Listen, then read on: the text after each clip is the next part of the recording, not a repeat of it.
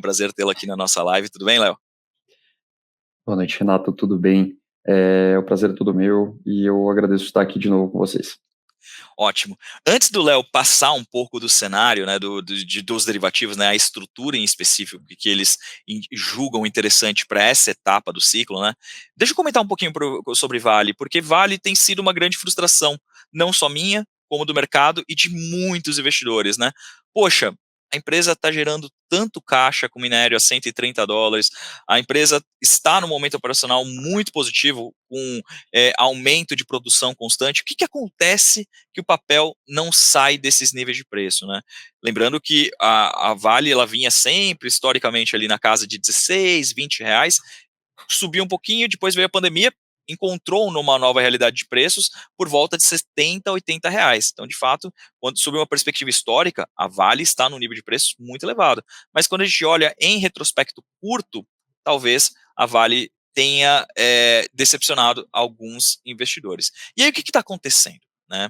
Existem muitas discussões hoje sobre o crescimento da China e se eles vão conseguir manter esse ritmo e atender às metas do Partido Comunista, que é de em torno de 5% de crescimento ao ano.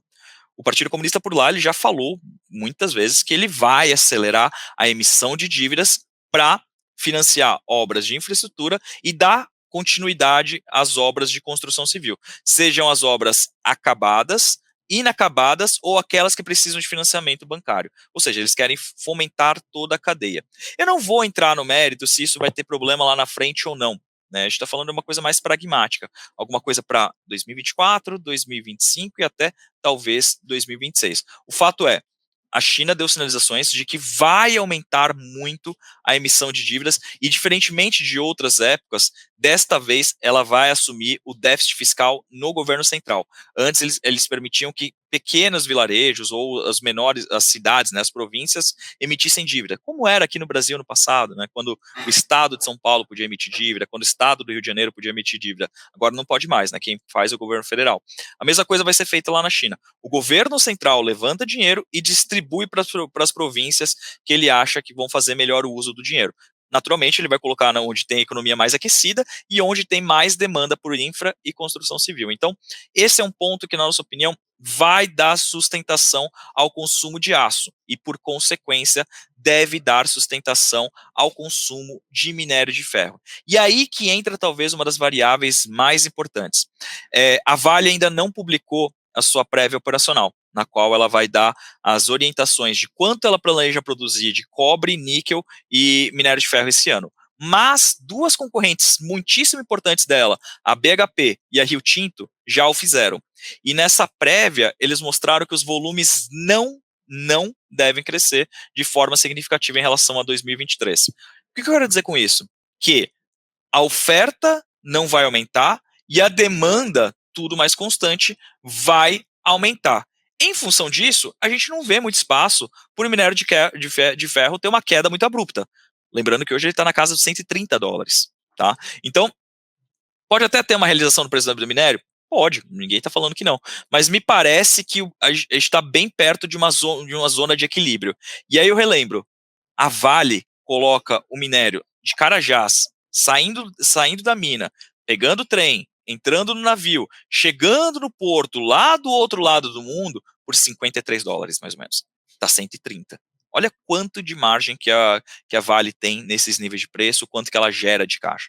Então, na nossa opinião, neste nível de preço, nos parece um retorno um pouco assimétrico.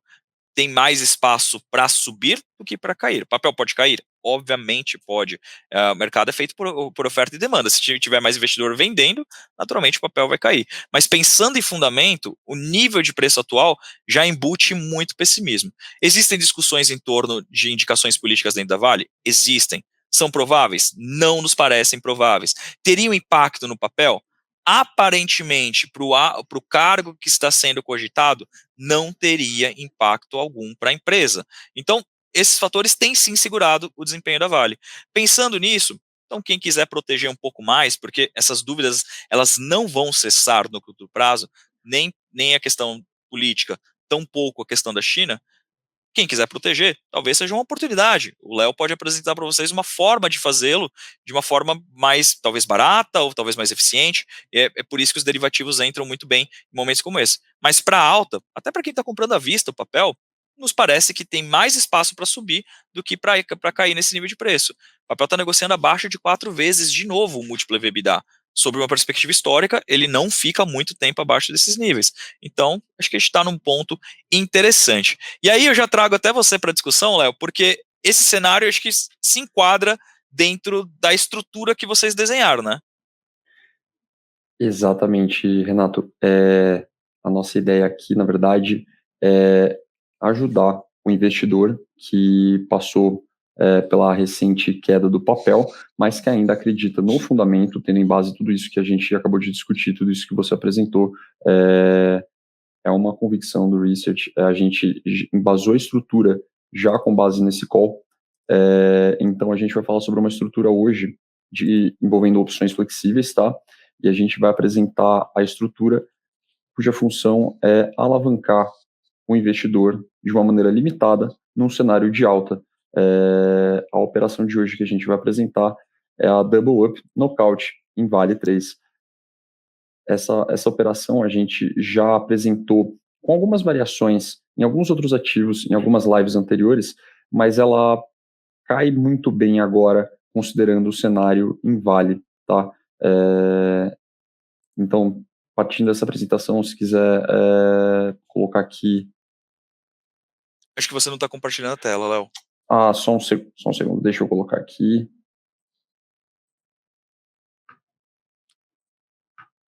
Só um minutinho, pessoal. Só um minutinho, pessoal.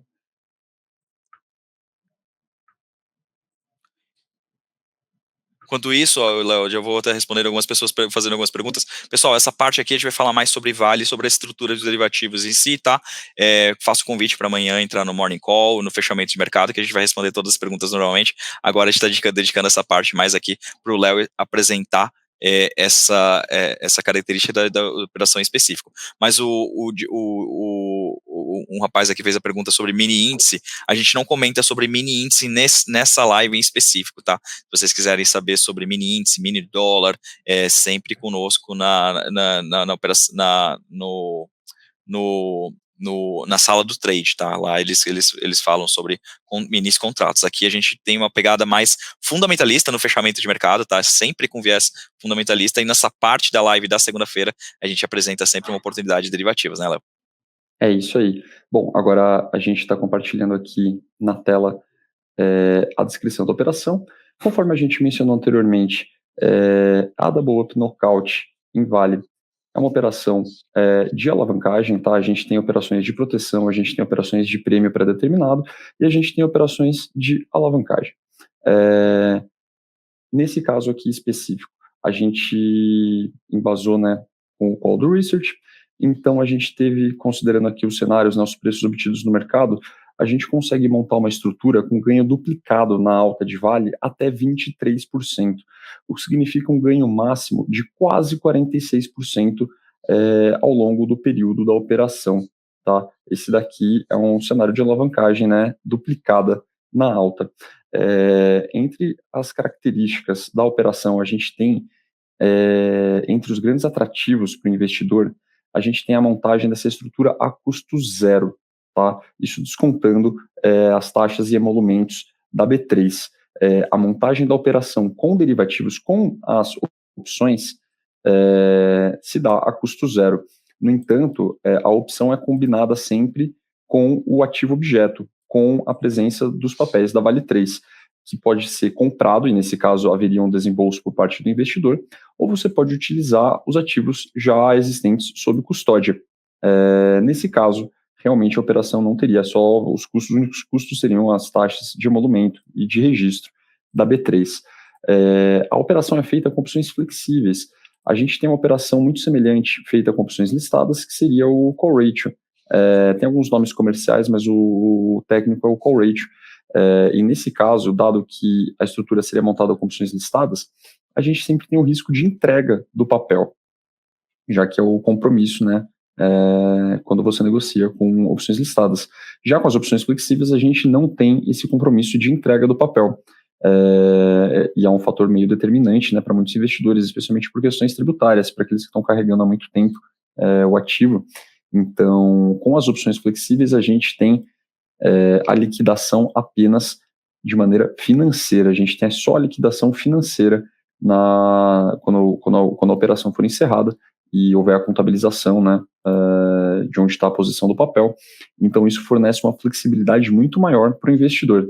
O investidor está posicionado de uma maneira alavancada na alta de Vale, mas não necessariamente precisa entregar o papel sob custódia ao final da vida da operação.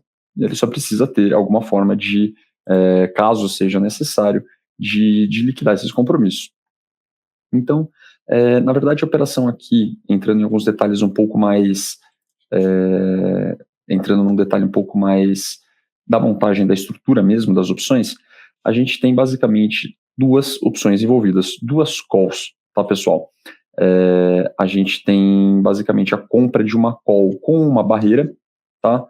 Uma call exótica, para quem já conhece mais um pouquinho de derivativos, e a gente tem a venda de uma opção de call. A gente tem a venda de uma call flexível a 123% de alta. Eu vou entrar aqui no próximo slide um pouco mais no detalhe. Sempre lembrando que essa estrutura aqui a gente está montando para um prazo de 10 meses, com a ideia de buscar um pouco essa recuperação do papel, considerando ali, Renato mencionou os múltiplos de Vale 3, né, que raramente negociam abaixo das 4 vezes do EV sobre o EBITDA. Então, a gente tem aqui um período de vida da operação de modo a possibilitar essa recuperação de fato, né, num período significativo para o investidor. Entrando um pouquinho aqui no detalhe da operação, tá? A gente tem nesse slide aqui a demonstração de como seria o cenário, o primeiro cenário possível, o cenário vantajoso para o investidor, tá? Nesse cenário aqui não há a barreira atingida. E como a gente pode observar no gráfico, a gente tem o acompanhamento dobrado. O acompanhamento dobrado na alta do papel é dado pela parte verde do gráfico, tá? A linha verde preenchida. E vocês podem observar também a linha cinza tracejada, que é o comportamento do ativo objeto de uma maneira linear, ou seja, apenas a ação subindo linearmente e caindo da mesma maneira. Com a compra da nossa estrutura com derivativos, com a compra do Double Up Knockout, a gente tem o acompanhamento da alta de uma maneira dobrada. Então é possível ver, a partir do momento que o investidor realiza a compra da estrutura, a call comprada passa a acompanhar a alta, tá? Então vocês veem a partir do spot do dia de fechamento, a call comprada vai ter o strike 100%. Ou seja, o nível de compra do acompanhamento dobrado do papel se dá a partir do momento da execução da operação. No entanto, esse acompanhamento de alta se dá de uma maneira limitada. Vocês podem observar aqui que a call up and out, como a gente chama, que permite esse acompanhamento dobrado conjuntamente com o ativo objeto, ela existe e é possível observar até os 23% de alta que a gente já mencionou anteriormente. Na tabelinha aqui à direita, a gente pode observar claramente o comportamento nesse cenário aqui, no cenário sem barreira atingida. Em caso de queda, o papel se comporta normalmente, uma queda aqui de quase 17%. O papel apenas acompanha a queda, ele cai 17% de maneira correspondente, mas em caso de alta limitada, vocês podem observar que o papel passa a acompanhar a alta de uma maneira dobrada. Essa é a função da nossa call comprada aqui nessa estrutura. Então, numa alta de 6,71%, que é o cenário 4, por exemplo, no final da vida da operação, caso ao final da vida da operação a alta seja desses 6,71%, a rentabilidade total do investidor seria de 13,43%. Ou seja, acompanhamento da alta dobrada. Num caso de alta de 17%, como é esse cenário 6, por exemplo, a gente teria um acompanhamento de alta já de 34%, um pouquinho mais, inclusive. demonstrando assim como que funciona esse cenário, como funciona a operação nesse cenário de alta. Com o atingimento da barreira ali nos 23% acima, 23% acima do strike da nossa call comprada, a gente tem o nosso limitador máximo de ganho, portanto, que é o cenário 7. Chegando a 22,99% de alta, a gente tem 45,99% de rentabilidade no vencimento da operação. Esse é o cenário de ganho máximo, tá, pessoal? A partir desses 23% de alta, ou seja, se ao longo desses 10 meses de vida de operação, em algum momento, em algum dia de negociação, vale negociar, terminar o dia de negociação com esse ativo acima dos 23%, ou seja, rompendo a barreira da call comprada, a gente deixa de ter o acompanhamento na alta dobrada, portanto, tá? E a gente passa então para o segundo cenário, que é o de atingimento da barreira. Vocês podem observar então que nesse cenário o gráfico já é diferente. Nesse cenário, em algum dia de negociação, o ativo, no caso Vale 3, negocie acima da barreira da call comprada, a gente vai ter então o desarme da call comprada e a gente passa a ter então apenas um compromisso de entrega. Essa é a segunda call presente na estrutura, é uma call vanilla vendida. A call vanilla vendida, que vocês podem observar que a função dela é o limitador de alta, ela existe nessa estrutura e tem como função o financiamento da call comprada. Então, assim, para a gente poder oferecer esse grande atrativo, que é o custo zero na montagem do derivativos para o cliente, a gente tem um limitador de alta. Como eu sempre gosto de ressaltar, tudo envolvendo opções, sempre há uma troca. Toda vantagem traz consigo uma desvantagem. Então, nesse caso aqui, a gente está oferecendo uma operação de alavancagem dobrada, mas com o limitador na alta. Falando sobre esse segundo cenário, portanto, nesse caso, em algum momento da vida da operação, a barreira da call comprada foi atingida, ela desarma, o cliente deixa de ter, então, o acompanhamento de maneira dobrada no papel, passa a acompanhar apenas com ativo objeto, né, com a Vale que ele comprou para montar a estrutura ou que ele já tinha sob custódia, mas passa a acompanhar a alta até os 23%. Esse é o strike da call vendida, tá, pessoal? Esse daqui, então, e a partir desses níveis da call vendida, no gráfico a gente pode observar aqui perto dos R$86, a gente passa a ter um compromisso de entrega. O ativo objeto, ele acompanha a alta, vocês podem observar pela linha cinza tracejada que ele continua acompanhando a alta, mas a gente possui um compromisso de entrega. O investidor acaba tendo que entregar o papel. Lembrando sempre, ele não precisa necessariamente entregar o papel, o Vale 3 especificamente, ele só tem um compromisso de liquidação financeira correspondente, tá? Da diferença. Caso o Vale encerre a operação, a vida da operação ali valendo R$92, R$90, o compromisso de entrega passa a ser esse diferencial dos R$90 para os R$86, que é onde está definida a venda da nossa call. Então, nesse caso, se daria uma liquidação financeira, mas o cliente pode honrar esse compromisso da maneira como achar melhor, sem o compromisso de entrega do papel. E além disso, claro, cabe ressaltar, o cliente, na verdade, nesse cenário, ele ainda acompanhou a alta do papel, tá? Ele só deixou de acompanhar a alta a partir dos 23% por conta do compromisso de entrega por meio da liquidação financeira. Mas ele ainda assim teve uma alta limitada, no caso de 23%. Deixou de acompanhar a alta também de maneira dobrada, já que houve o atingimento da barreira. Mas mesmo assim, é uma operação bastante vantajosa, oferece bastante amplitude e, sobretudo, oferece bastante possibilidade de recuperação da rentabilidade, tá, pessoal?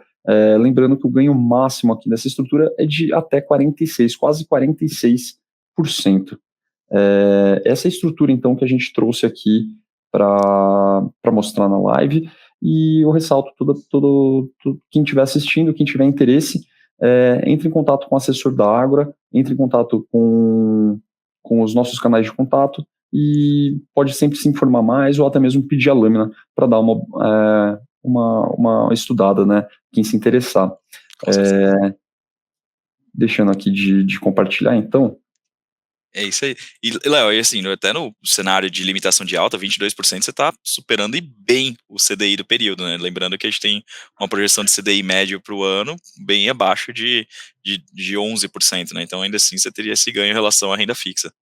a gente teria um ganho muito significativo de algumas vezes com relação à renda fixa, tá? Então, numa perspectiva fundamentalista favorável para o papel. Então, faz sentido, a gente trouxe essa operação aqui, a gente já tem feito alguns calls, a gente já tem divulgado através de alguns canais internos e faz todo sentido, e a gente está trazendo aqui para a live também. Com relação ao vencimento de 10 meses, por condições de mercado, as condições têm que ser, o vencimento da operação teve que ser estendido. Vale ressaltar que a gente tem como cotar no mercado a saída antecipada da operação, mas todos os cenários, e eles podem envolver, dependendo do cenário, um ganho antecipado. Então, se decorreram 3 meses, 5 meses de vida da operação, dependendo das condições, o cliente consegue cotar através da mesa de derivativos aqui da Ágora e possivelmente embolsar algum prêmio antecipado. Tudo isso, eu ressalto de novo, dependente de condições de mercado, mas existe a possibilidade da saída antecipada, tá? No entanto, todos os cenários que a gente apresentou agora mais cedo se referem fazem referência ao investidor que comprou a estrutura e segurou até o final. E esses cenários que a gente desenvolveu são referentes ao estado do papel no final da vida da operação. Legal, inclusive era até a pergunta que eu ia fazer, porque o Alexandre, ele trouxe uma dúvida aqui sobre a questão do prazo. Então, é possível, mas todo o cenário apresentado é com base na vigência, né? É como renda fixa, gente. Você compra o título pré, aquela rentabilidade que você está vendo do seu título contratado é tão somente se você levar o vencimento. Se você sair antes, você pode ganhar mais ou menos. Então vai depender de condições de mercado. E aí, para isso, você vai ter que acionar o seu assessor, e o seu assessor vai contatar o Léo e o time dele para ver se dá momento de saída. Léo, acho que você explicou muito bem, acho que não ficou dúvida alguma sobre o desenho da estrutura, ainda mais com os gráficos aqui na tela, mas de novo fica o convite para que quem acompanhou aqui conosco hoje e queira mais detalhes sobre essa informação, sobre essa operação, queira de fato contratar a operação, entre em contato amanhã com o seu assessor. Às vezes você não quer de Vale, mas a gente trouxe Vale aqui, mas o Léo e o time dele fazem N operações com N papéis, né? Quase todos os papéis que estão listados na bolsa são passíveis de algum tipo de operação. Ora alavancando na alta, como esse que nós apresentamos hoje, ora alavancando na baixa, ora protegendo, enfim, tem para todo mundo. Cada semana a gente vem trazendo aqui uma operação diferente, com um papel diferente, mas para que vocês saibam que esse tipo de operação é sim corriqueira, aumenta muito a sofisticação da carteira, aumenta muito a previsibilidade da sua carteira, o que é importante no mercado que é incerto por natureza, e deixa você cada vez mais próximo do que um gestor profissional faz dentro de um portfólio. Grandes gestores, grandes fundos de ações costumam fazer esse tipo de operações dentro da sua carteira para rentabilizar mais o patrimônio. Por isso que às vezes eles operam alavancado, enfim. Mas é um bate-papo muito legal e a gente vai trazer para vocês todas as semanas, todas as segundas-feiras, ora com o Léo, ora com o Fabiano, ora com o Luiz. Cada um vem aqui uma semana conversar com a gente, cada um traz um pouquinho do seu aprendizado, uma área que eu respeito demais aqui em termos de consciência, de conhecimento. Eles ajudam muito no dia a dia da gente. É realmente uma área que vale a pena acompanhar um pouquinho mais o trabalho deles. Então, Léo, queria agradecer por você estar aqui conosco hoje e desejar uma boa noite, um bom restante de semana para nós e para quem nos acompanha até esse momento, Léo. Tchau, tchau. Boa noite, Renato. Eu que agradeço a participação. É sempre um prazer e espero voltar aqui mais vezes. Obrigado, pessoal. Certeza.